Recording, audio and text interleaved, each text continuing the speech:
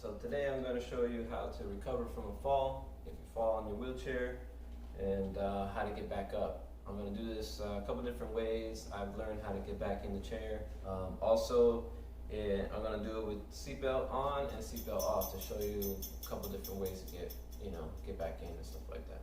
Really, the first thing you want to do if you're going to fall, if it happens to you, if it's going to happen, try to prevent injury.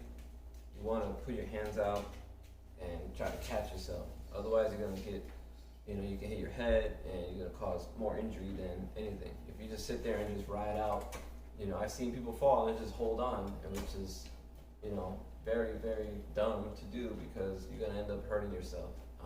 You want to put your hands out. If you're going to fall, you get to the point where you can't save yourself with your chair, with your wheels, just put your hands out.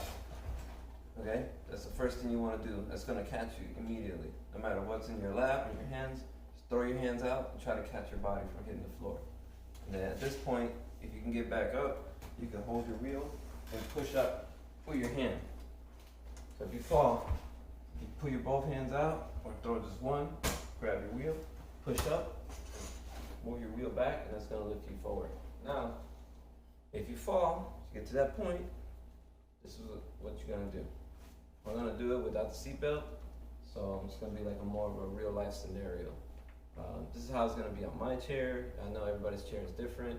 You might fit differently, and it might not be as easy, so just understand that. So say you're chilling, you're having a good time, you're at dinner, or you're hanging out with some friends, all of a sudden you laugh, or you go too far back. Instead of catching yourself, you go, you fall, you're on the ground. That's it, it's really not that bad. But if it does happen, you're at this point right here, it's a little bit harder to actually get back onto your chair the way I just showed you, where you can just kind of get back up like this. So get your chair, it's not connected to me. So I just get out of the chair, move my body out the way, move the chair up,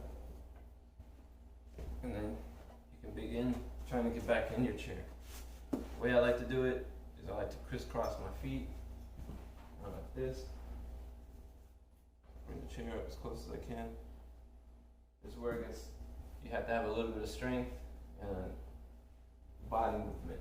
So I usually grab my frame of my chair. If you have brakes, you can put the brakes. I don't have any, so I don't put them. And it helps me not having brakes because I can just move my chair towards me. So usually I just bring myself closer as much as I can. I put my arms back here and I lift up.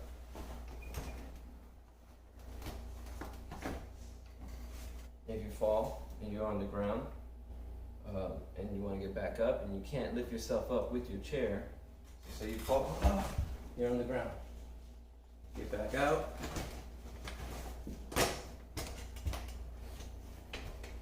Your chair up. Now, say you're at your house, like I am now, or this could be pretty much applied to anywhere because there's always going to be something that you can grab onto. It's rare that you're going to be out in the middle of nowhere.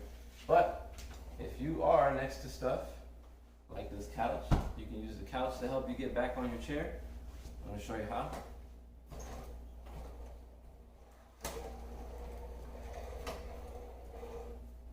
My dominant side is my right side, so this is my strongest side, so I'm going to help myself lift up. So it's basically like doing a dip while you're working out. I'm going to grab my front forks, the front of my wheelchair here, and put my other hand on the couch or whatever you might be on next to, and you're going to lift yourself up. You can either go on the couch, or you can just lift yourself up back onto your chair. It's very easy. It helps a lot. Instead of struggling trying to lift your body up back into your chair, trying to get up off the ground straight into your chair, you use something else to give you a little bit of leverage. Now I'm going to show you how to get back up with the seatbelt on. This way of being strapped to your chair, it's a lot easier to help yourself back up. So basically, you're going to fall. Well, you get to this point, you're still connected to your chair, so you can still help yourself up. There's different ways you can fall. You can fall sideways, You know, you can fall to the front, but if you get up to the point that you're on the ground, you get back to this position, you just have to lift your body up,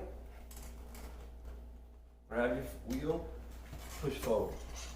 Makes things way easier. Let's fall sideways. Say you fall sideways.